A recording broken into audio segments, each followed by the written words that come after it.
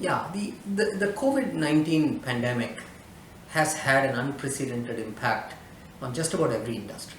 I mean, with the exception of a few, every industry has been impacted by this.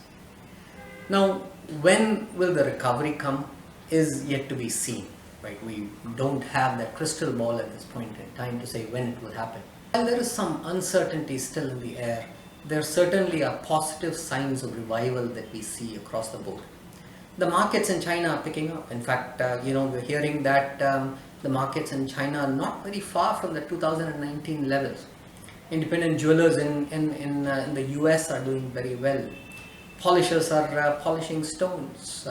Jewelers are beginning to operate as well. And GIA certainly is grading a lot of stones. So I think one important thing that we should all remember is that we work for an amazing industry, the gem and jewelry industry, a very resilient industry, an industry that has seen several ups and downs and has come back stronger for many of them. So I think that's something we should all be very, very proud of.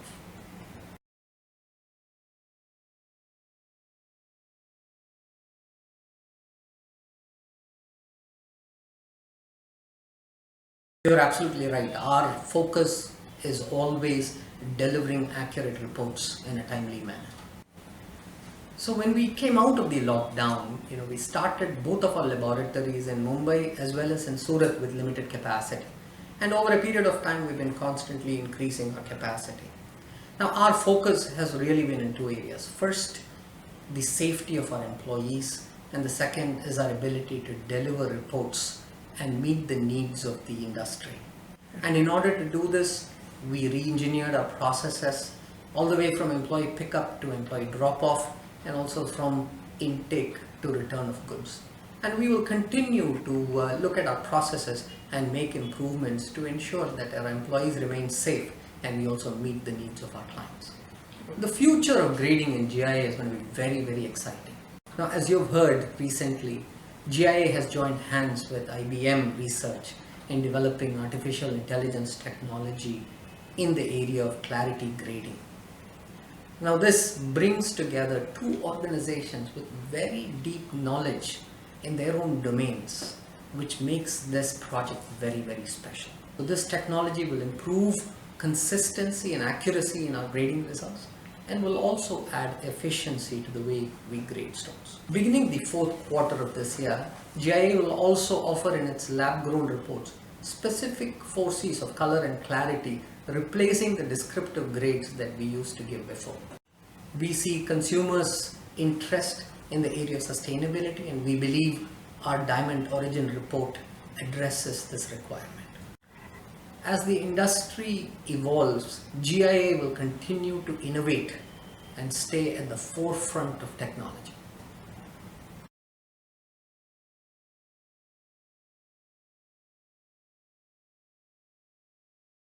We introduced the Melee Analysis service first time in the year 2016.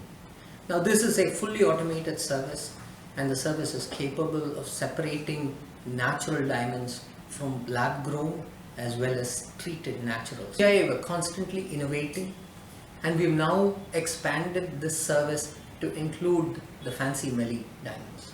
Additionally, we've also doubled our capacity for Melee analysis service in India. With this new service feature, we help diamonders ensure that diamonds in their supply chain are natural. Additionally, this also aligns with our mission of protecting public trust.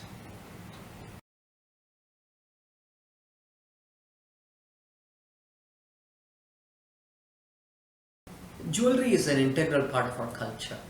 The age-old tradition of gift giving does not change. The diamonds will always have a special place in this gift giving tradition, given their unique formation story.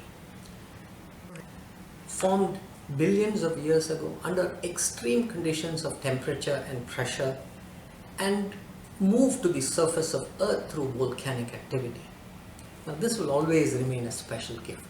The challenges that we're seeing in the industry today, there are some very unique opportunities too. Coming out of such a pandemic, people are certainly feeling gratitude for one's life and are seeing the opportunity to express their love to their near and dear ones. The travel industry has seen significant downturn, and that also offers opportunity for the gem and jewelry industry. And not to forget, as I had said earlier, we work for a very resilient industry. And we must trust the fact that this is an industry that's come out of several downturns stronger. And that's exactly what will happen again.